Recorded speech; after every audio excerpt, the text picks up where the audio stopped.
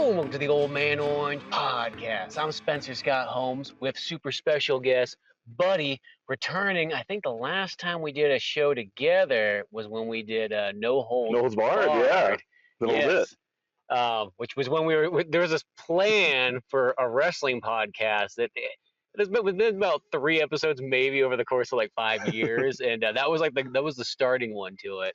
Well, that's the right trajectory, right? You figure in another 5 years we get 2 more episodes out and just keep that path going. Yeah, exactly. As I said, I always want to. It's like, like the last one we did was we did a Bash at the Beach one that tied into the Baywatch episode, and via VHS, and that was fun. But well, here's the thing: me and Buddy have always talked about seeing this movie, Kiss, Phantom of the Park, and sadly, as being the big, huge Kiss fans that we are, we have technically never really seen this movie all, except for snippets here and there. Or I remember it on. I remember that show I Love the '70s. Yeah. On VH1. I remember that's where I first where they first talked about it on there. I was like, oh, I gotta check this out one of these days. Yeah, I'd heard about it in the books and in the movies, on the interviews, and I heard how bad it was. I know Gene hates it, Paul hates it, and figured one day I got to watch it. It'd be funny if Ace was like, "Oh, I love that movie." Well, he laughed a lot, so he had some fun. But I've always wanted to watch it. Never had the chance, and tried to watch it on YouTube. It's not there, and kept seeing little clips here or there. And so when you hit me up, like, we should watch it, I was like, we got to make it happen. We got to, And so we got together finally, sat down, watched it, and then we're like, hey, let's come podcast outside, because why not, And realistically, this is the first time I've done like an in-person podcast in a good while. It's like, that used to be how the podcast always were. It was just like, you got together, you pulled out, well, it used to be just a microphone back in the day, and you did that. And then it's like, oh, and we're always doing them online, but it's actually kind of nice when you're in person, I think. Yeah, I think, other than, we know we did No Holds Barred, but I think the last one that you and I did was the Lion King one for the Lion King video. Yeah, we did the video game one. Remember, because we also did that, and then we did the Mad Max one, I think, too, on NES. Yeah, that's true. But there's something about it being like, 1, we sat down and watched the movie together, and then 2, we get a podcast that together once again, and I think that's just something that makes it. So it's like the old-fashioned experience coming back again. And pre-COVID. Yeah, pre-COVID. Yeah, yeah. Now you can sit close to each other at the movie theaters, and it's not weird. No 6 feet. Yeah, no that. I will say, when you had reserved seats, like in the theater at that time period, it was great, because every single time you reserved a seat, they gave you like a couple buffers. Yeah. If you and about 3 friends reserved it, you got like the entire quadrant to yourself. Man, I remember that. That was pretty cool. I only went to see. I saw 2 movies in the theater. I forget what one of them was. The other one was the X-Men New Mutants, I think. That was like one of the only movies you could see. Terrible. It was really bad. Probably in the new Deadpool, they did not bring up that movie in there. They didn't? I need to see that still. I'm a little bit behind. It's worth going on your way. It's a very love letter ode to all the Fox era stuff. But yeah, that was the only thing kind of cool about it, is you knew it kind of gave you this buffer. So now, we're back to like a guy could literally reserve a seat right next to you, even if he has the choice of the entire theater. It always reminds me, I with the Movie Pass days, I remember I saw that movie Ferdinand, and I was the only person. It's like a 9:20 showing of Ferdinand the Bull. I just figured I want to watch a movie, and I was sat there by myself, and some other guy came and literally sat right next to me. It was so uncomfortable, and I was like, dude. So I got up, sat 3 seats down. Was like, it'd be funny if then he gets up about 5 minutes later. That would have been, but I was just like, what the hell's going on here? Like, yeah, I've had that before too. Where like, I remember one guy, he must have been drunk or something like that, because he comes over the top of the seats, because I was down the lower end. So like, I'm watching the movie, and he comes over like the side of my shoulder and just flips himself around in the chair, pulls out like a Bud Light, cracks it, and keeps going. I was like, okay. And I was really afraid, because this felt like, it's like, oh, this guy's gonna. And it's like, oh, he's actually real quiet. Other than that initial entrance, he actually was not bad. But I was really like, what is this gonna lead into? I tried, man, back in the day, bringing in beers and stuff like that into the theater, and that's hard to do, and you always get in trouble, and then I fall asleep. I used to remember like this back, just like being a kid sneaking in sodas into the theater and whatnot, and there would be all the ways you would kind of smuggle in candy and sodas and snacks. And the main one too is you take like your sock and you put the soda can inside your like a tall sock, and then if you have jeans on, something like that, it's not noticeable, but you do kind of have this little peg leg walk going in. Like, it probably looks a little bit obvious, and I always just would make the joke, like, what happens when that falls falls out and then it just starts spinning around, spraying everywhere and so on like that. Be like, I don't know what that is. Man, I miss those days because I definitely remember going into the theater, like, you know, with a girl, like, and just loading up that purse with stuff. We'd go to the store. Yeah, that was the main thing. Yeah. Or you go into like big old baggy like cargo pants and like that, like that, so you could just stick everything in there. Get Taco Bell, carrot cake, whatever you need. Just bring it on Just in. bring it in, you know. Or the other one that always makes me laugh is I remember as a kid, did this ever happen to you where your parents would just drop you off at the movie theater and you'd live there for like the entire day from like 10 to like 10 at night? Maybe not 10 at night. You'd probably go 10 to 8 or something like that. But oh, look, there's a dog out here. It's cool when you do it live. Anything can happen. Yeah, exactly. You know.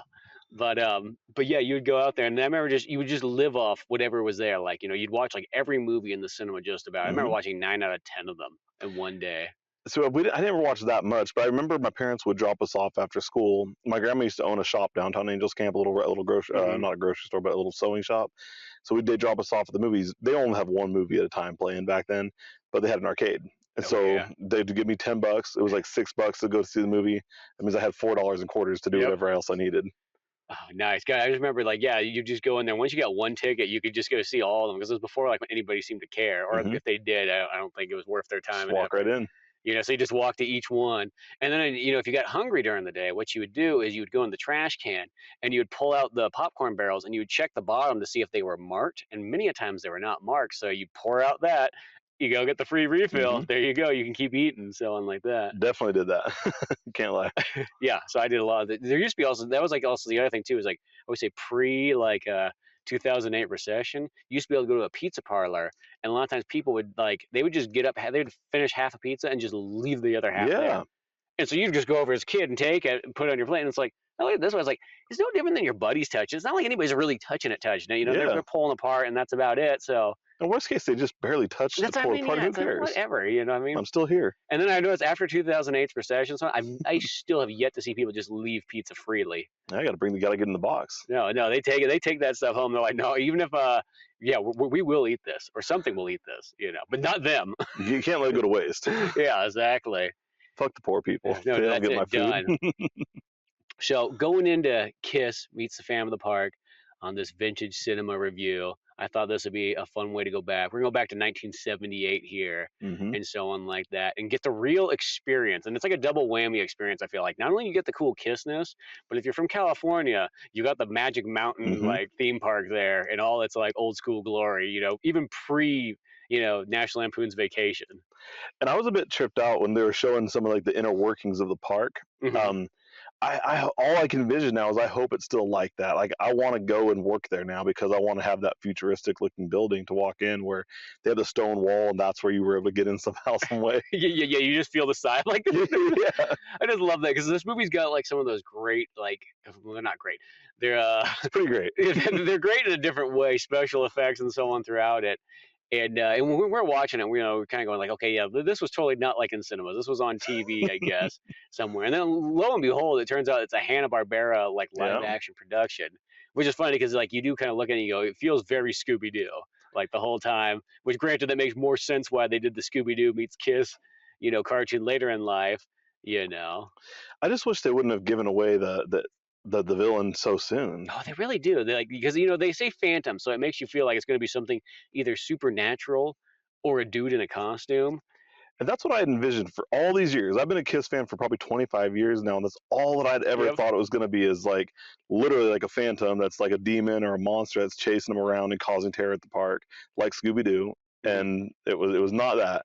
It was pretty good, but it wasn't that. And yeah, it's weird because it's like instead they go for like this pseudo invasion of the body snatchers kind of thing because you got this guy who's like, you know, he's like, I guess he's like the park scientist there at Magic Mountain, and you know he's doing all these inventions and so on like that, and for some reason he's underground, he's got his own laboratory down there and whatnot, and he decides he's going to test out this new like, you know, what would they say, like fuel injected hydro like, tilt-a-whirl thing out there, and the machine starts going real fast, and the one teenage boy who's controlling it, he's like, "Oh, what's going on? And The the guns kids, aren't working. I like the kids go, we're all dying. We're all gonna die. We're gonna die here." And it's really not going that much fast. It's like that kind of like old thing where it's just like probably like it's normal speed, but if you put on some kind of scarier music and so on like that, it makes it feel like it's more intense than it really is. In hindsight now, though, I can't help but feel as if that movie is what inspired The Sandlot. It's The Sandlot, right? When they go to the park and they all get sick. Oh no, yeah, it's Problem Child. That's okay. Yeah, I was gonna say, wait, because it's been a while since I've actually seen Sandlot, but I think they get sick. I think they eat chew. Yeah, they do. It is. They get sick. And then they go to the tilt, or they go to the spinning thing. So really, you can say that Sandlot and Problem Child were inspired by Kiss Me's Fan of the Park. I think so. I think that's definitely true there. I think there's actually a lot of things that get inspired by this, more than people think. Yeah, no. John Ritter would not have been an actor had it not been for this movie. No, not at all. But yeah, so you got the scientist guy there, and so he's working on all kinds of stuff, but he's going a little bit too overboard. So, the boss of the park decided, we're letting you go. And they have, I don't know what it is. There's that scene where like they're letting him go. He like drives him out to like the end of the parking lot and makes him like walk this distance back to his car. And they start getting this sad music playing, but it almost feels like it's going to lead into like a musical number.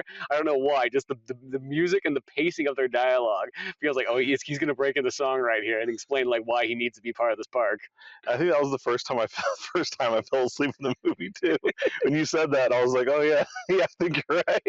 You decide you're like I'm gonna kind of kick back on the couch, and then you went from being like leaning on the couch to the next thing you're like laying on the couch. That was comfortable. That's why I always feel like in movie theaters when like they have like the real like fancy like seats and everything. I'm like, no, at a movie theater the seats gotta be slightly uncomfortable. Yeah. Because if it gets too comfortable, then next thing you know, I might be passing out there. I'm 38 years old. I'm done. Yeah, you know what I mean. Like at some point they should just run like electrical current through like the chair, just like I'm awake. Send you a little shock every 20 minutes or so, just to make sure that you're still going. Mm-hmm. But well, I will say like I mean. The acting's, of course, it's what you expect, right? Yeah. Like I didn't expect much out of a 1978 Gene, Paul, Peter, and Ace, but I loved what they did with Gene's voice. I just love how Gene, he feels like he has to have like a robotic like synthesizer over it, And I think there should be a moment, of cinematography history for Paul Stanley's eye being able to be the real lasso of truth. Yeah, Paul Stanley's got superpowers where he can make people do pretty much say whatever they need to say. He can discover things. He can open things up with it. It's got a lot of like useful abilities. And I mean, he learned early on. He's like, Sam's still in the park. Yeah, exactly. He knew that right away. I'm surprised he didn't win an Oscar. No, I said, well, you know what? And I feel Paul was definitely the one who put more effort in than anybody else. You could tell he was real stoked to be in this film. Oh yeah. Where I feel like Ace was just there. Well, Ace did nothing. No, Ace just said like, "Give me the coolest stuntman you can get who could do a bunch of like backflips and so on like that, and that's gonna be me." So most of his lines make no sense. Like they don't add anything except when he laughs randomly, or he goes, "It's almost too quiet." He goes, "Why don't you say so?" And he starts singing his song. That was one of my favorite parts of that movie, though. Well, if it's too quiet, I'll just sing this song. Yeah, and then I actually felt like Peter tried pretty well too in this. Yeah. You know what I mean? He, especially towards the end, he started getting some action scenes going there. It took him a bit to get into the groove. Yeah, they didn't give him a whole lot at first. He was definitely getting petered at the beginning, but yeah. Well, then as it went on, he progressed into that role, and it's beautiful, really. It really is, especially when he's swinging from the chandelier and everything like that, and kicking guys out. Yeah, and I mean, we should take a moment too to appreciate Ace being able to teleport the whole band with his mind. Yeah, that's an ability he carries to this day. Yeah, he can teleport himself wherever he feels like. I've seen Ace live a few times. He's there physically, but he's teleported somewhere else. Yeah, he's on that Freely's Comet right now. Jesus. Yeah. But yeah, it's one of those ones. And then you got, I also like Gene, I think, just likes to seem like he's playing Godzilla in this movie. I like 100%. He walks like Godzilla. He breathes fire like Godzilla. He storms through buildings like Godzilla. Well, and even at one point, I think he's supposed to be a literal demon. I think because he's just growling and barking at one point, and Paul goes, "I think it's feeding time for the demon." Oh god, that reminds me. Like, I think one of the best scenes in this entire movie is early on. So we got the scientist guy. I guess this leads us in there, and so he's making these what would appear to be like android-like creatures, like they're very lifelike. they're here, can't feel it. It's just like this. So at first I'm thinking like, oh, he's making lifelike animatronic looking things. They're androids and whatnot. You learn later on they're actually not really androids. They're actually more like cyborgs is the best way to sort of say it. Like, so this movie's actually very like, because I think even like the term cyborg wouldn't even been used by the 70s. Maybe about right at that time. But so like he's really working on that part there, and putting these people together. And then you realize he's like capturing people in the park and then turning them into his own android kind of like zombie like creatures. Well, and it's really impressive they were able to get the cameras inside of the tunnels that the trap doors let them into. Like those scenes where they're in the tunnels, they're screaming. Those are some of the best parts of the movie. Especially when they have like those like guys. It's like they have like the 70s bully gang guy, like who really looks like not that threatening. No, I forget their names too already, but they were what you'd expect from that time period to be the stereotypical bullies. Yeah, dressed kind of like biker style and something like that. And the guy's up there, and they got this like gorilla statue and whatnot, and the biker guy's just like he's like shaking on it and everything like that. And then the scientist guy's like, hey, now that's a $30,000 machine. We put a lot of time, effort, and research into that. He's like, it's just a gorilla, man. Like, I don't know what's so special. Yeah, all that they were missing really was the pack of cigarettes rolled up into the sleeves of the shirt. Yeah. He was definitely going like 70s style, so he had no sleeves. Yeah. And he had a little funny hat on, He was a tough kid. He was tough. But and that scientist guy, like he tried to stand up to those bullies, but he really did nothing. No, and he was so coincidentally always just behind him every time they were causing trouble. He was just a little bit too late. Yeah, he was there. He's like, oh, I thought security was gonna come. No, not at all. That was a very futuristic Magic Mountain. It really was. Like, I wouldn't be surprised to know if that's how it ran still. It probably was just like that, with that control center underneath and everything like that. Oh, yeah, with the swivel chair that you got to turn the whole body around. Exactly. Well, speaking of chairs, I guess this is all getting back to it. I think one of the most magical scenes is when they learned that, like, one of those android, whatever, cyborgs, he makes a Gene Simmons one who goes out and terrorizes, like, the park security, like, literally Godzilla style, except it's just normal Gene Simmons size. And, he breaks through a Coca-Cola, booth. He breathes some fire. He breaks one guy's arm and so on like that. I already forgot that Gene literally breathes fire in this movie. He literally breathes fire. Like, not a joke. Did Peter have any powers? Because I know Ace could teleport. Ace could teleport. Paul had the eye. Yeah, he had the eye of truth. Gene breathes fire. I don't think Peter did anything.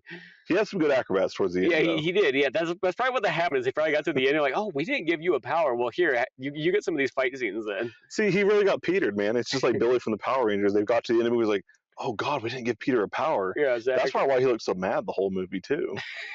Yeah, you got nothing out of that. So yeah, he didn't get cat powers or anything like that. No, he should have been able to talk to animals or something like that, like one of those things. At least have 9 lives. Like maybe that could have been. They did mention the 9 lives thing, and then Gene's like, "You're on your 9th life." I might have fallen asleep at that point. I was on there on the carousel, and I was really wondering where that was going to go. Scene. Yeah, that was a good scene.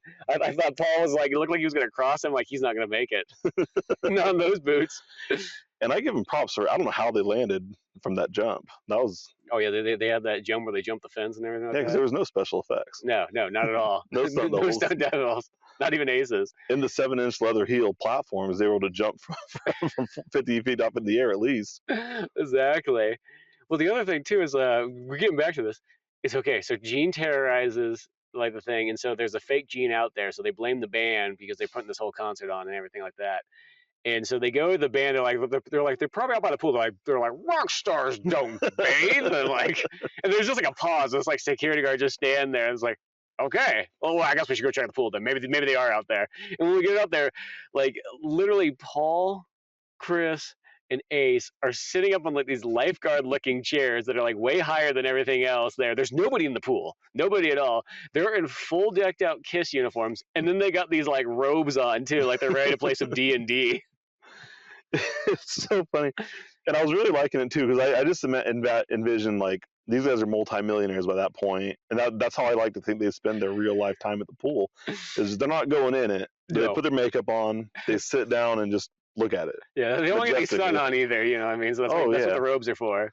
It would have been better. I think they should have seen Paul Stanley in like little Speedo with nothing else on, but But just the makeup. That's it. That's all you need. It was just the makeup and so on like that. But no, I don't know what it is. Just them sitting out there, and I think that's almost like the first scenes with like the Kiss really starts like having dialogue. Because before that, they're just playing the concert. Because that's just really what it is. It's like half this movie's literally a concert DVD. Yeah, and I gotta give him props too. I really like when the girl comes to Kiss in distress. It's her moment of despair. She's sad. Mm-hmm. She can't find Sam, and when she finally does find Sam, she realizes he's a cyborg. She goes to Kiss to console her. They're like, sing a couple songs by Peter here. Yeah, they're like, hold on. I know your boyfriend's missing, and I know it's tragic, but here we go, Peter. But this is Peter's time to shine. Okay, you know, he might not have any superpowers, but he's got some love ballads for you. He's saying Beth, and I don't remember the other one. It was one of the ones off the Peter solo album. Yeah. Remember, we were piecing that together, like, oh yeah, because this is a '78, so it's like right at that time where they have all the the 4 Kiss solo albums.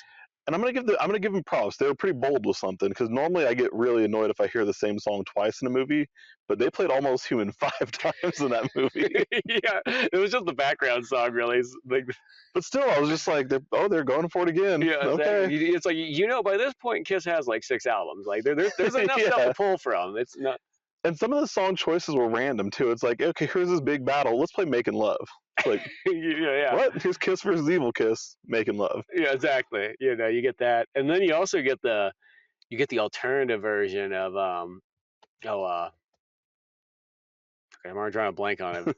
On the song towards the end when like because like the scientist guy's like, I'm gonna change these kids' outlook by putting new lyrics to these Kiss songs. Yeah, I think it was like Rip and Destroy or something like that. Rip and Destroy, I think, is Metallica. Yeah, but that is Kiss did it first. That's true. Yeah, it's '78. This movie might have inspired Metallica. I think so. We might have stumbled upon something. Yeah, exactly. I think that Rip and Destroy version. Why am I drawing a blank on what song that was? That is like a parody of, in a sense. They didn't even play God of Thunder in this one. That's what been like. Somebody was holding a sign out there in the audience that said God of Thunder, but yeah, that would have been a great song choice. They really missed the boat on a lot of those classic songs they could have played. They got Plaster Caster in there though. Yeah, they got that. I think they got in there twice too. Yeah, I think so. That was one of those ones there. They should have had the real lady that did the Plaster Caster and come out and use the Plaster Caster as a weapon. As a weapon. That could have been Peter's powers. Yeah. And Peter with the Plaster Caster. Yeah, there's so many ones. He always said he has a big wiener, you know what I mean? That was like the whole thing. I was like, they met him, like, he's like, Paul's like, I met Peter, and then like 5 minutes later, he's like, you want to see my dick? Yeah, that's it. Like, Peter's like, I don't have any powers. Here's a plaster cast for my cock right here. Yeah, right here, I'll use him as numchucks. He's doing martial arts at the end anyway. There's even a part where they start randomly fighting some samurais and so on like that. Yeah, and I was a bit, that scene was so good. And they surround, and that's when you learn about Ace's teleportation out of nowhere. He probably could have used a lot earlier, but. He really could have. They would have gotten where they needed to a lot sooner. Yeah, exactly. It really, once it gets towards the end, they start having all the battles. It reminds me a lot, kind of like almost like cheap Power Rangers. Oh yeah. Well, especially like every time they'd punch the guys, there'd be like electrical sparks. So it's just like when they hit the putties. Yeah. Which really made me feel like even though I know this is a little bit early, this is '78 still, but like. I would love to see a Kiss beat 'em up game of Phantom of the Park. They should do it. You know what I mean? I'm like, it's so perfect for that. You just play as the 4 Kiss members. You know what I mean? You fight all these because they fight a bunch of random ass villains throughout here that have because the scientist guy, he's just making all these like novelty he captures people in the park, already kind of creepy, and he brings them underground, and then he turns them into like historical figures. So like some people are like samurais, some people are like redcoats from like the Revolutionary War. Yeah, I really think the whole thing as we're going through this is we're realizing I guess you can say the iceberg, so to speak, of how much just stuff in all of media was inspired by this film. Exactly. It sets up a lot of stuff. I mean, it really does. And it's like, Hanna Barbera was obviously onto something here. There'd have been no Metallica if not for this movie. No. John Ritter would have never been an actor. Yeah, what I mean? Like in Japan, they wouldn't be making Power Rangers, you know what I mean? Like, yeah, it inspired the Power Rangers.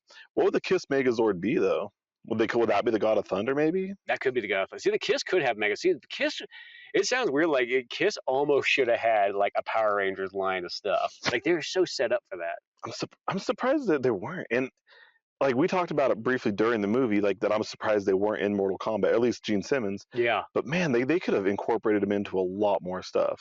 Like, they're already in a ton, but, like, you can just plug and play them into different things. Yeah. And they put Gene Simmons and Tony Hawk's Underground. Oh, that's right. I forgot about Yeah, that. Yeah, he was one of the lava. See, yeah, the Mortal Kombat one seems even more like the like you call him the demon character and so on like that. I'm like, once you said, I'm like that. Yeah, that seems like he needed to be in there, and that probably would have worked actually really well for even like that last Mortal Kombat because I remember there was one guy that made a joke. He's like Mortal Kombat like 11. He's like it's like Smash Brothers for like Gen X people yeah. because you got Rambo and you got Arnold and you got RoboCop in there and all that kind of stuff. Well, the It's new one's almost about like Conan. yeah. Oh yes. So see, put Gene in there. You know what I mean? I I think mean, I'd be cool if all of them were in there. I'm not gonna lie.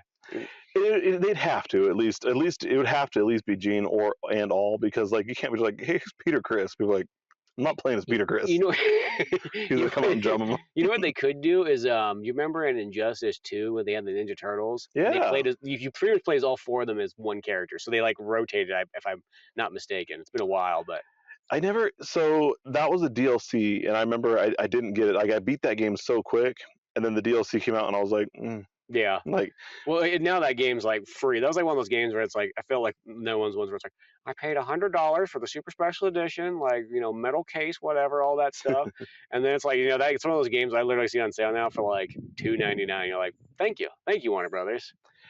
that. At least the second one. I remember I bought that on Black Friday for like $15, and then I remember I traded it in like 2 weeks later, and I got $18, and I felt like it was a big win. Yeah. It was like one of those big wins in GameStop history. I was like, that doesn't happen. Yeah, you put to the man there at GameStop. Yeah. Mr. GameStop was like, wait a second, what happened here? I personally felt that $3 is why GameStop's going under. Exactly. Somebody needed to do that. But I always kind of wish that Kiss had more video games. They had the Psycho Circus one. I want to give that one another shot. I do too. As I said, I have it on PC. I got the Super Special Edition one. I remember playing it on Dreamcast back in the day. I didn't even know that was a thing. That was like one of those ones when I was in high school, and I remember we drove to Modesto to go to GameStop because we didn't have it in Sonora back then. Mm-hmm. But I remember going there and I saw it when they used to have a PC game section. Yeah. And I was just like, what? Like a Kiss video game? I better buy this. Yeah. And of course, my awful PC that I had back then could not play it. Put it over the edge. And then when I finally got a gaming laptop, I still had the disc. I was like, I gotta fire this up. I can't wait. I'm gonna play it. And then I remember I got like 2 levels in. I was like, oh. Yeah, so sometimes like especially if you're just not right in the right mood and whatnot. But I always want to give that one a little bit more of a go. Yeah, I think they could easily make, and I don't think it's too late. I mean, at this point, it's been probably 36 years. I think if my math's right, I don't think it's too late to make a Kiss Meets Fan of the Park 2, or at least a video game adaptation. Well, the funny thing is that Scooby Doo cartoon one. It kind of feels like that's like their second take at Fan of the Park in a sense. Because that one really does. It's almost like it does Fan of the Park right. Like that Scooby Doo one's really good. And I need to watch that because I tried. My niece was so excited for me to show it, and I fell asleep. She's like, we found something that like you're into. She was so happy. She's like, Uncle Buddy, we have to watch this. I found Scooby Doo, and there's Kiss in it. I was like, put it on. Yeah, you're gonna have to watch it. I remember when I saw that come out, I'm like, oh, I bought that day one. I'm like Scooby Doo and Kiss together. Like that's everything I love in one. Yeah. If only I could stay awake. And then it's got great jokes in there and so on too.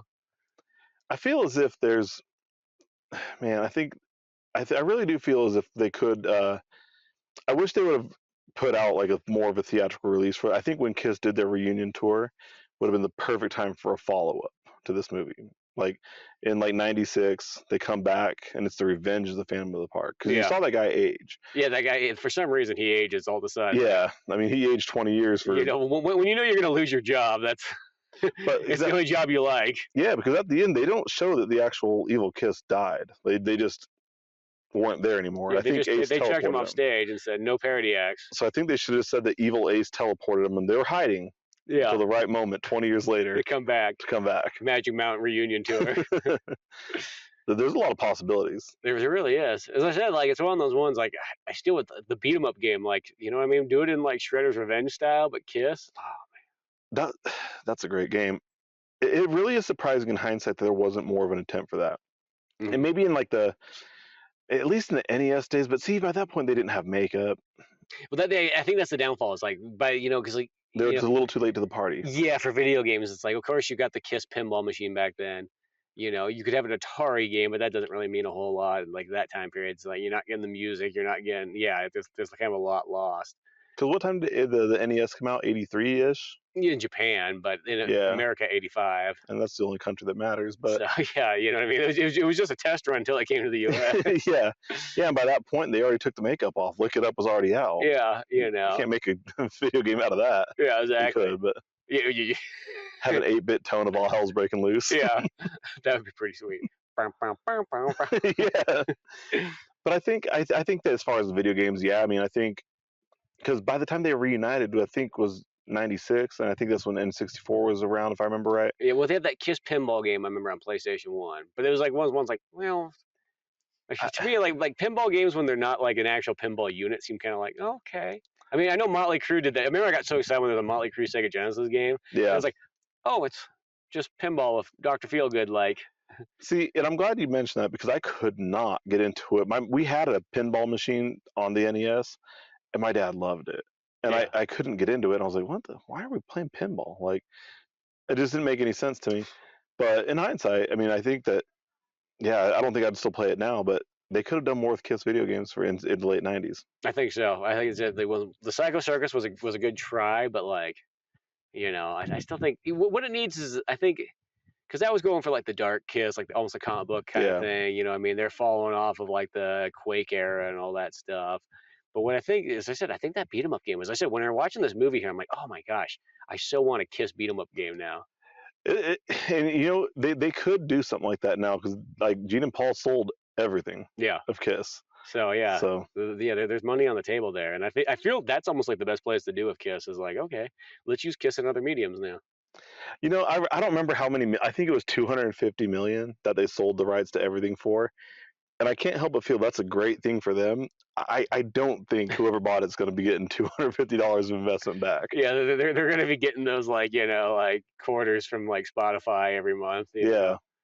It's so like that. Yeah, I can't really imagine too because maybe make a Kiss biofilm or something, or biopic. But there's... yeah, that's the biggest thing. That even still, like, you're never going to make that kind of money back on that. I guess the biggest thing is but even putting Kiss songs out for like commercials, I hate to sort of say it, but like because of the way Kiss sort of is, it's like they weren't really designed to be like, because you know they almost have like no songs that play on the radio. Mm-mm. So it's like one of those ones that like I feel like their commercial potential is probably not as strong either for that. Yeah, it's gonna be interesting. The only commercial I can remember Kiss being in was the cherry Dr. Pepper one. Oh yeah, I do remember that one. Yeah, they really weren't in a whole lot outside of that though. You know what I kind of wish too? I know this was a made-for-TV movie, but I wish that there was almost like a fast food tie-in. And I used to think that like the 70s was too early for it, but in one of the last reviews that we did on the via VHS, it was for 1979's Meteor, and there was a Jack in the Box fast food tie-in for that movie. So that goes to show that there still was fast food tie-ins going on here. You know, so if you had a Burger King tie-in for this or something like that, or you could go get Kiss cups or something special. That'd be pretty rad. And as a collector, I would have to buy those for sure. I know we can go down a different rabbit hole with that, but like I found on eBay back in the like mid 90s, I forget what Batman movie it was. It was the one that had Mr. Freeze. But I remember they had these really cool cups that you can get from Taco Bell. Yep. And you had to spend like $2 more. It was really cool. They'd only have different ones at different times. I have the Robin cup from that one. Do you really? Yeah. Yeah. I saw them recently, like the set of 4 on eBay for like $20, and that's not so bad. I was like, oh, I gotta get these, and I was like, what do I do with them? Yeah, I hate to start saying that's kind of what happens. I'd almost buy it for $20 though. In a weird way. I got a weird obsession with Batman and Robin too. There's a lot of Kiss stuff that I have that I'm just like, this is awesome. Why do I have this? And weirdly enough, actually, you mentioned the Kiss pinball. That is in my collection of stuff it's just sat there. I'm literally never going to touch it or play it. Is it a Kiss pinball on PlayStation 1? PlayStation 1, yeah. Oh, yeah. Well, see, at least it doesn't take up space. Yeah. If it was just like some, like, you know, like kind of, well, it would be kind of cool, but it's like a small pinball machine. Dude, okay, so years back, I'm a big Kiss fan, and I got offered to buy like one of the original Kiss pinball machines, and they wanted like, it was kind of cheap compared to what I've seen them go for. They wanted $3,000 for it, and I was like, that's whoa. Actually for arcades, that's not really that. Oh no, it's not bad, and it was in great condition. Like I made the guy like play it and like pull the stuff, and I was like, it's working good, it's playing the songs, and I was just like, I forget what he said. There needed some work with it because like some of the lights didn't work, and I was like, man, for $3,000, that's not that bad. In hindsight, I should have bought it because I could have sold it for 10. Yeah, because it's like those weird things, they only go up. But man, I just remember being like, at the time, I lived in my buddy's like basically garage, and I was like, he's just lugging around. What would I do with this thing? Like, And then we eating dinner off of it. Yeah, like your dining room table. It would be like my only like entertainment, so I'd have to like play it to like, oh yeah, I'm listening to rock and roll all night while you do it. But yeah, I wish I would have got it, but then it's like, well, yeah, it's that space issue thing. You can only have so much stuff. I was 21 when I got offered that. It's like, dude, yeah, 17 years later, carrying around a Kiss pinball machine, just dragging it from place to place. Yeah, well, because that's the thing. Is like, yeah, like some of those arcades now, gosh, some of them go like 6, 8, 10. Yeah. Yeah, I do. I will say I would buy the WWF WrestleFest if I found that one at a decent price. I'd get that one. That would be a sweet one to have. There's a handful. It's like Sunset Riders is the one that like I would love to have just a real cabinet of that game. Yeah, like that's the one that like if I could have that, I'd be good. Everything else, I got my emulator cabinet that I pieced together with a 1-up one and so on like that. I would like Time Crisis. I think that'd be cool. Yeah, well, they made this one. They made a arcade 1-up Time Crisis recently. But they did come a weird thing. It's like they put 4 games in it, but like they just put Time Crisis 1, and then they put like Point Blank. I mean, not saying those aren't bad games, but it's like this should have been all Time Crisis. Why would you decide? Granted, if you had to do the 2-player thing, you'd have to have 2 of them. But like you could have done that thing where you can connect 2 together, and then you could play 2 players or whatever. There's a few really great of those arcade games that it's like that'd be cool to have. And even when I said, I'm just like, when would I play it? Like Smash TV is another one. Well, I love Smash TV, but yeah, how many times are you gonna play it over and over? That game my first job ever was Mike's Pizza, and I remember I used to hear that all the time. Like we'd be in the middle of like making total carnage. Big games, big prizes. Oh, I love it. Yeah.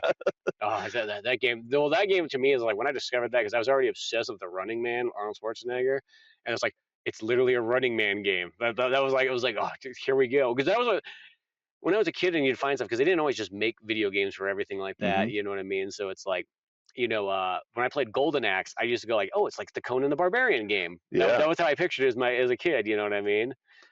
Man, all this talk, it makes me do think like, I don't know how to do this stuff, but like there's got to be somebody you can reach out to like a modder community to turn some of these old games into like Kiss themed, like they did with that Ninja Turtles one we found. Well, there's like, in a sense, there's like a mod section called Beats of Rage, and it's been around for like 20 years by now. I mean, literally, because like you get it on like Dreamcast, and pretty much what it is people just take Streets of Rage type stuff, and then they, put in different character sprites of say like Ninja Turtles or Resident Evil or all kinds of stuff. So it wouldn't be out of the question to have one of those things have Kiss in it. I wonder how much they would charge for something like that. Because obviously people make them left and right. I mean, there's like feels like hundreds of like Beats of Rage, like different variations. So it wouldn't be probably out of the question. You should almost look that up to see if someone's done a Kiss one. It might not. Maybe somebody has. I feel like that's another rabbit hole we can go down. I really do. Yeah, man. I'm still blown away with that we've uncovered how much that movie inspired, though. It really is. And that is just like how much it's like. Because when was the last time you were at Magic Mountain? I want to go now. I really do. Well, every time I pass by it, I always think about, I'm like, I should go there. And then I never do. Yeah. And then I think about it on the way back. I'm like, you know what? I should go there. And then it's been a while. Yeah. Yeah. We went for the Halloween show, whatever they call that now. Okay. The Fright Fest, I think it's called. I went with Tiffany for that. And that was fun. But now I just can't help but feel as there's a lot more detective work I got to do. Yeah. There's a lot of these secret paths and so on. Like I got to find some of these secret paths. Basically, when do you think the last time they had a concert at Magic Mountain was? Man, I don't know. Yeah, because I never, in my entire life, I've never heard about that, So that seems like a very 70s thing to do. Like I think so. Because especially around that time, 78, Kiss is a big deal. Like, if they're bringing them to a park, there's people coming in to ride that park. Honestly, it would probably be a genius thing to do, get a lot of foot traction at the park for people that all day long wouldn't normally be there. And then you get, boom, you get a concert at night, you get like a double dip. Yeah, they're buying hot dogs all day, and then it's like, cool, yeah, now here's 8,000 people here to see Kiss. Yeah, exactly. So, yeah, I'd be interested. That's what I was thinking about, too, is when they have the whole Kiss concert stuff. I'm like, that would be a sweet concert to be at. Is that you're at the Magic Mountain one? And it just makes me think we need to get LA Guns to play here. I think so. We should do LA Guns at the Phantom of the Park. I think that'd be good. Just bring them in and be like, hey, it's all good. Just run around. We're going to film you guys doing stuff. Like, what? Just imagine Tracy Guns be like, Kevin, just go fight that guy. Exactly. That's evil Tracy Guns. Well, and here's the thing. If anyone's wondering what this LA Guns thing is Buddy found at one point this like list of like how much it costs to pretty much rent a band to have play at your bar or whatever, and so on like that. You know, most things you look at like out of the price range, out of the price range, and then for some reason, L.A. Guns, it was like, what was it? $5,000. It was like $5,000, and I was like, well, by that standard, you just get a handful of friends together, and you could have your own L.A. Guns private concert. I still think it'd be rad. It's just like put up a little like you don't have to have a stage. Just be like just play. We just have them come out here. Yeah. Just I do like the look on their face to be like, yeah, here's the address. Just pop on by, and then they drive all the way up your road. There's like 10 people out here. Like, where are we at? I don't know. Camping chairs. I already paid you. Just play. Just play. You know. Play with Interrogant. No, play the Ballad of Jane. Do your thing. And yeah. We're gonna do LA Guns meets the Phantom of the Park. Meets the Phantom of the Mountain. We gotta get LA Guns out here, dude. The more we talk about it, I think it'd be great. I think it's a must. You know, I mean, if that's all they're asking. And maybe we can try to we could do makeup on you. I mean, you have the look still. You got the long hair, and have you be the evil Tracy Guns. I could be the evil Tracy Guns. There we go. I think this is a winning recipe. I think so, and I think LA Guns never expected this movie to happen. And it'd be yet another something that the movie inspired. You know what's the funny thing though, as I think about it, is you know, my whole life there's never been very many rock and roll or rock stars being in movies. That's quite rare. You got David Bowie in Labyrinth, of course. You got Mick Jagger in a few movies too. You know, nothing significant like Labyrinth or anything like that, but like you really don't see it. Like this Kiss in the Phantom of the Park, this is like one of the few ones that there really is. Well, and they're themselves too, yeah, which makes it more of a thing because I know in one of the Freddy Krueger movies, Alice Cooper is Freddy's dad. Yeah, that's right. But then there's a movie, and it was so deceptive. It was called Trick or Treat. Well, I used to work at this place called Books and More and Angels Camp. Is that the 80s one? Or is that the I would say, one? Man, it's tough to say. I would say maybe, I don't know. It has Gene Simmons and Ozzy Osbourne in it. Yeah, that's the 80s one, yeah. And I just remember being like psyched. I found it when I worked at this book and movie store, and I was like, oh my God, I got to check this out. It's got was that the original cover? Because there's a DVD cover that had Gene Simmons, like highly featured them on the cover, and Ozzy Osbourne. And I always would see it at Best Buy. I'm like, I'm going to buy this one. Oh, yeah. But I don't remember Ozzy being in the movie. I know they played a few of his songs. He might have been, but I don't remember him. And then Gene Simmons has like 2 scenes as a radio DJ. And that's it. That's it. But they're the cover stars of the movie, and it's like they're clearly banking on people getting it to see Gene and Ozzy. Yeah. And it's just like, nope, you're not really getting that. But we got your $8. Yeah, there's like very few moments. I mean, of course, you get like a brief moment of Twisted Sister and Pee Wee's Big Adventure. Yeah. You know, but like, yeah, it's like you don't get tons of those. Like the weird one is, or not weird, but like. The rap stars did it really well. They're like, oh, we got to be in movies? Well, hell yeah. You know what I mean? So they just took that and ran with it. But I was always like, I always wish the rock stars kind of did that same thing, but they never really did. Well, I know that Paul Stanley was one of the Phantom of the Operas in a play for a while. I never saw it. I think it'd be kind of cool. But, I do now I want to find that somehow, some way. I mean, Bon Jovi, I guess, was in that second John Carpenter's Vampires. And Dee Snider had a few movies like with Strangeland that he was in. Yeah. That's a good movie. I don't know if you've seen that one. I don't think I've seen that one before. It's good. It's very like mid-90s, very chat room heavy. So his whole character is that he's finding people from a chat room and getting them to come over to his house. And in hindsight, I don't know how, like it's just like, do these people all happen to live in the same town and you just happen to be in the same chat room? It's been a long time since I've seen it, but I remember it being super scary at the time. And when I was a kid, I was like horrified to go into chat rooms because of that movie. Like I did not want to. I remember going into chat rooms, people like, oh, ASL, age, sex, location.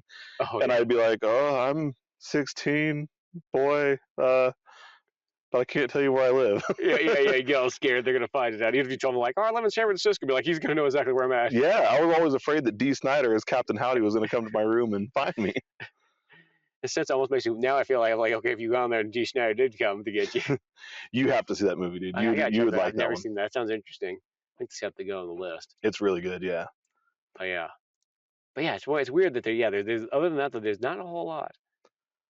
No, and I think if we learned anything, it's that Paul Stanley really missed out. Like, I think the rock star thing worked out for him okay. Yeah. But I think that he had a lot of acting chops. Well, I will say, I'll give Paul Stanley. He was definitely all in on this. You know, he was trying. He was trying hard. Like the pouty lips, the facial expressions, the animations. Yeah. All him. No stunt doubles. I think he could have done good. I think realistically, had he dropped Kiss at that point and gone straight into acting. Straight into acting, just skipped. God, just the timeline, things would have been so different. Yeah. I don't think there would have been a Brad Pitt. No, Tom Cruise would. He'd still be the teenage heartthrob. Yeah, he would have been in Risky Business and everything like that. Paul Stanley. I really can't think of a movie that wouldn't be better with Paul Stanley as the main role. Now that I think about it, he would have added so much charm to everything like that. Just imagine, like, even like Fast and the Furious, like they're in those scenes, they're like talking trash while they're in the cars, and then Paul Stanley just looks over at the camera and he uses his eye to tell the truth. Who's Paul Stanley? Is he Vin Diesel or is he Paul Walker? The options are limitless. He could have done it. He could have done either. In that role, I'd want to see Paul more as the Vin Diesel character. I think so. Yeah. Because that'd be at that point. He's a little bit older. He's trying to not be the teenage heartthrob, even though he still is. Yeah. He's trying to show how tough he is now. I just love like the Jewish section of LA. It's the best place to get a bagel. Like you get Paul Walker, like it's the best place to get a bagel. You don't like those bagels. You're just here for his daughter or his sister, whatever it's going for. And see, I can't help but feel too is that all these would be better if he stayed in full Paul Stanley Kiss character. Like how there's those the luchador movies where they're wearing the mask, they're in full character. He should have just kept doing that. He's just Starman. Throughout all these years, he's got the jacket. There is no Paul Stanley. It's just Starman. Just Starman everywhere he goes. Gene Simmons makes a cameo here or there. Yeah, exactly. Feeding time for the demon. He was out and kicks Paul Walker's car over. Gene Simmons definitely does a lot of kicking in the movie. Oh, yeah. That's like the only thing. You can tell like how unathletic Gene Simmons is. Yeah. He's not doing himself any favors by putting himself in fight scenes. Meanwhile, Ace is doing cartwheels and backflips. Yeah, he's got this like full-on gymnastics like abilities going. Ace is probably one of those cats where the more he drank, the more athletic he became. I think so. You get superpowers there. And you could see Ace's drinking like on screen. I definitely think there's a few scenes when he was intoxicated. Yeah, for sure. Definitely. He was having fun during that movie. No, he was. That's what that laugh's all about. It was just all gas. He laughed so much in that movie. It's so awkward. I know. I like that. I'm like, that's like the perfect like meme if you just like chop that out and then you used it if you ever need to laugh at something. You just put that Ace clip in there. You've seen when they're on that one talk show and he's hammered, right? When him and Peter are hammered. Yes, yeah. And Gene and Paul are just pissed off. They're so pissed. Like they're like, there's gonna be such a discussion like afterwards. Yeah, man. And I like how like Ace looked at that. He looks at that moment like that was a great moment. I don't know what you guys are talking about. We're having a gas on there. Yeah, he said something about like when he's like, oh, like what else would you do if you weren't a band? He's like, look at me, I'm obviously a plumber. He said, it's okay. All the young girls find me cute. Constantly cute. Constantly cute. That's what it is. That's how he got the name for that song. You know what? I really thought about it. Like, it's probably because they're seeing clips of him from Phantom of the Park. We can't blame him. No. I mean, to be fair, I hadn't seen that movie until now, and now it all makes sense. Yeah, 78 Ace right there. Like, yeah. All the TikTok girls saw that movie 30 years ago. Like, they just see clips of that film. They see us laugh. My grandma and my mom used to love you, Ace. You're still constantly cute. I'm going to make a song about you. Oh, I do feel though it's like one of those ones. Ace is that guy who always, he is the guy like you understand why he's kicked out of Kiss. It makes total sense. You know what I mean? Yeah. It seems like he was not easy to work with whatsoever. But I feel like if like the reason why is like whenever there's somebody who's like an Ace fan, like boy are they like the Ace fan. They're like hardcore. I'm gonna crouch in that sunset. I know. I was gonna say you're getting kind of. I'm gonna move just slightly over here. Just forgive a sec. Just shift. That's better. Look at sure. Oh, that's way better. There we go. Sorry, I'm still on camera. Cool. As long as you're still on camera, that's all that matters. That's the most important part. Yeah, it's a weird thing. You're right. Like those Ace fans are just they're Ace to the bone. Yeah. And like I've seen Ace twice, and like the first time he was actually pretty good. It was in Jackson Ranch Brigade. He put on a good show. It was what I expected. He wasn't killing it. It wasn't Ace of '78, but like it was good. It was fun, and he was talking about his sobriety and stuff, and he would throw in little pot shots at Tommy Thayer here or there. It's like, okay. Yeah. That second time I saw him like a year and a half, 2 years ago, whenever it was, dude, it was bad. At the whiskey. It was at the whiskey, and I just remember being like, I'm psyched to see him. My buddy's band's opening. Eric's a giant Kiss fan, so he's psyched. And then I get there during sound check, and he's like, dude, this guy's a fucking asshole. I was like, what do you mean? I'm psyched. I was like, hey, did you get to meet him? Like thinking he's going to be psyched to meet him. And he's like, no. Like, he's like, dude, like he's having his drummer sing the songs for sound check. He's just sit up in the room. I was like, oh, that sucks. Yeah. And I remember being like, is there any way I can meet him? He's like, if I can't, you probably can't. I was like, well. I tried. I tried. It was cool to see the soundtrack. It was still cool to see it. You should have got pizza and just said, "Hey, pizza delivery." Yeah. Nobody refuses good pizza. Oh no, it was cool to see him. It was one of those ones. But I remember because you've been to the whiskey, you know how they have the stairs they come down, and I remember like watching him come down. Like they had the band was out there playing to like warm him up, and he's like, you could tell he's holding onto that rail for dear life, and I was like, damn, like they're old. I get it, but. So and those stairs at the whiskey don't help. They were like built in like the 40s, or whatever, so they're like steep stairs. Yeah, the Ace is a trip. Like he's one of those ones where I respect it. I respect from the Kiss fans, and I'm a big Kiss fan. Want the original band, but it's like Tommy's been with the band longer, and he's better now, at least. That's one thing this movie did remind me of is like hearing those live videos and those live sound clips of like them live in '78. It's like, God, they were good. Yeah, they're just firing all cylinders. Because this movie actually kind of capsules like right before the sort of like the downfall of Peter and Ace, in a sense. I feel like because pretty much about after this is when Peter and Ace just start. I mean, they're already going off the rails at this point. But then next thing you know, they start not showing up properly. They start having to have the fill-in guitar players. Well, I think with the success of this movie, Ace and Peter thought this is it. You know what I mean? Path to fame. They're going to be able to leave the band behind. And Ace thought, next thing you know, he'd be in a Clint Eastwood movie. It'd be like a buddy cop film. In character. We're about to be held captive. I'm just going to teleport out of this. Yeah. Come on, Starman. And Peter gets the plaster caster cock. So I think that though that I get it.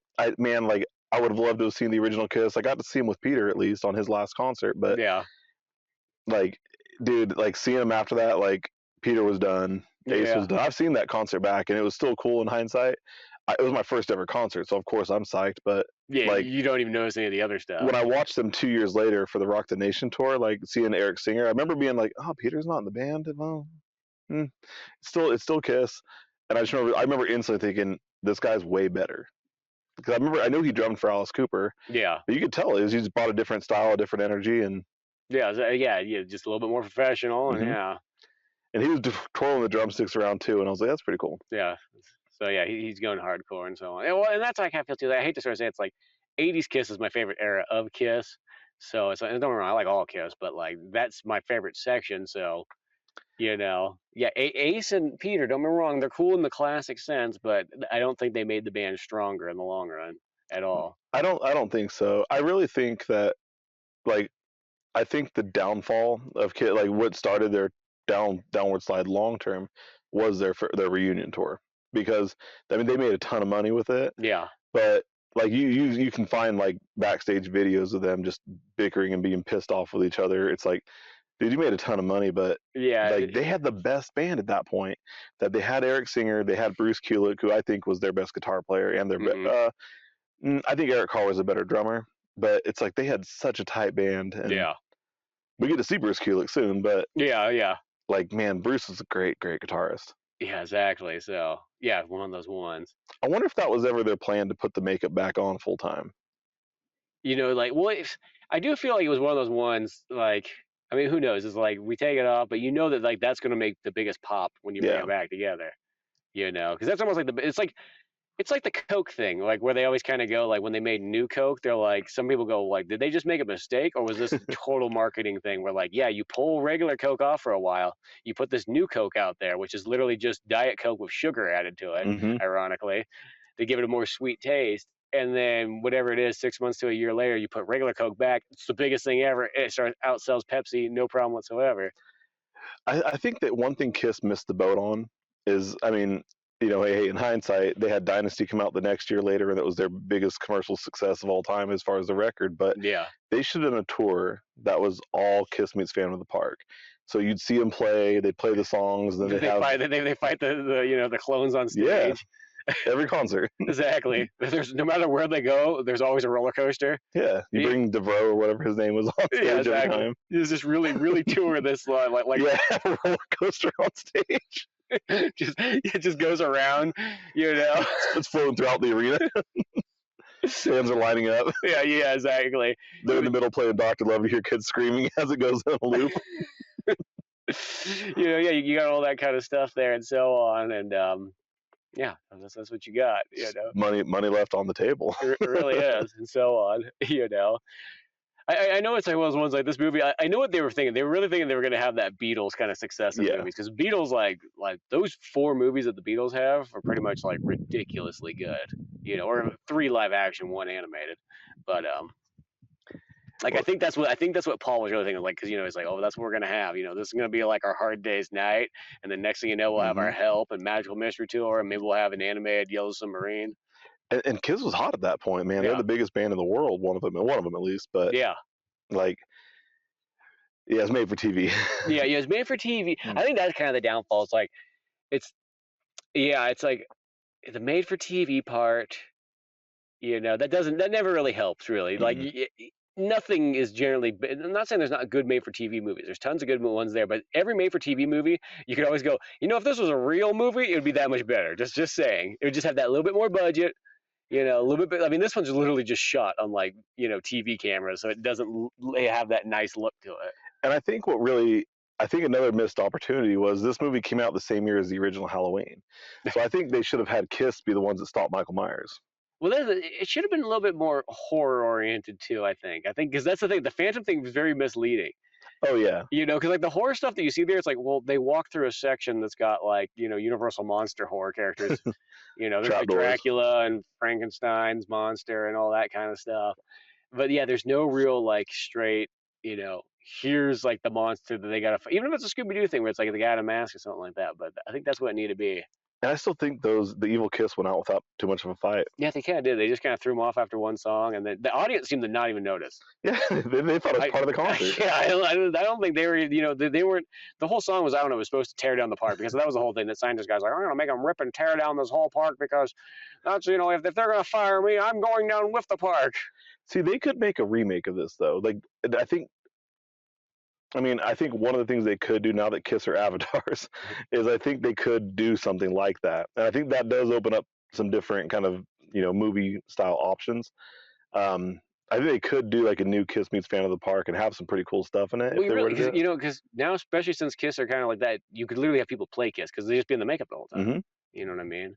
Yeah. You could literally do that. Just have a Kiss movie series. I'd be 100% down for that. It's kind of weird that we live in a world now where legally Gene Simmons and Paul Stanley cannot be Kiss anymore. Yeah. Even if they wanted to come back, they can't do it. Yeah, they can't.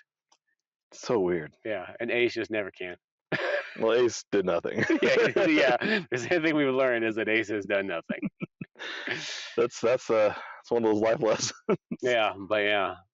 But beyond all that, that's okay. It's just one of those. I thought I was gonna die. One of those would-be's. They're actually safe. They look scary, but they're safer. Yeah, that did look scary. But yeah, you know what? I'm glad we finally sat down, Me too. Checked out Kiss meets the Phantom of the Park. Not as good as I wanted to hope. I knew going into it was not. There's gonna be nothing aside, but I felt like maybe I'm probably gonna enjoy this a little bit more. I mean, I did enjoy it. Don't get me wrong. Oh yeah. But it is one of those ones like there isn't much family. He's Kiss meets the animatronics of the park is more like the thing. Cyborgs of the park. Yeah, I was expecting to see like a sneaky Phantom like hiding in the shadows and stuff, but I had pretty low expectations of just a couple clips that I'd seen on YouTube throughout the years. I think I've seen like 2 or 3 clips, and like most of them were like bloopers of Ace laughing. But so my expectations were pretty low. But I mean, for what it's worth, I mean, as a Kiss fan, I think it's great. I mean, yeah, I think as a Kiss fan, you have to go out and see this eventually, no matter what. I mean, we took our sweet time to get to it, but yeah, I'm surprised it took me so long because but to be fair, I've tried to find copies for years. Yeah, and they never had a real release, but yeah. So when I found it, I was like. Yeah, there was a VHS one, I think, and then there never was a DVD, Blu-ray, any of that kind of stuff. And I had it saved on YouTube forever because I was like, I'll just wait till we do a podcast on because that was my thing. I was like, yeah, it's just like we'll watch it together and so on. And then it eventually got taken down from YouTube. So then some nice guy on eBay put together this sweet copy of it on DVD, which totally worked out. 2023 Ultimate Deluxe. Yeah, the Ultimate Edition 2023 it also includes 2 music videos. Rendered back in 4K or whatever. Yeah, that was a little bit of a surprise to see those music videos. Yeah, I think because it's clearly a bootleg DVD. I'm surprised that they didn't add more music videos on as bonus features or something like that. Yeah, just because. Here's their whole catalog of stuff. Yeah, here's a second disc. Gene and Paul can't go after them anymore. Yeah, somebody probably can, but so somebody if they want to, but No, I'm glad we watched it, man. But yeah, I'm glad we watched it. But beyond all that good stuff, go to oldmanorange.com. You'll find more podcasts, comic books like Pizza Boys, my new workout book, which I got my pull-up bar right here as our background thing. Pull-ups for life. Got that book up on Kindle. And that tank top too. Yeah, I got my tank top. I don't really have them for sale yet, but I do have my Thor's Hidden Gem ones and so on like that. But buddy, we definitely gotta do another podcast soon. I'm down. You know, I mean, we always talk about it, and then you know how it always kind of goes. It takes longer to get to than you think. Well, maybe the next one should be on D. Snyder's Strangeland. I think so. I think you sold me on that. You know what I mean? I just D. Snyder. Anyways, I'm there. So I have a handful of really good movies. I think we can do it on. I've got a lot of bad shark movies. Ghost sharks. We do a little shark theme. Mississippi River sharks. Yeah. Shark Lake with Dolph Lundgren. The Dolph Lundgren one. That's the one that always excites me, just because I like Dolph Lundgren so much. Well, you know, a movie, it's science, but a movie gets another star better if there's a shark in it. Yeah. And another star if the word shark is in the title. I don't make the rules. Yeah, and then another star if Dolph Lundgren's in it. So you're already a 3-star movie without having to do anything. Yeah. I think we need to watch these. I think so. But yeah. Till then, buddy, thanks for coming on the show. Sir. And we will see you guys some other time.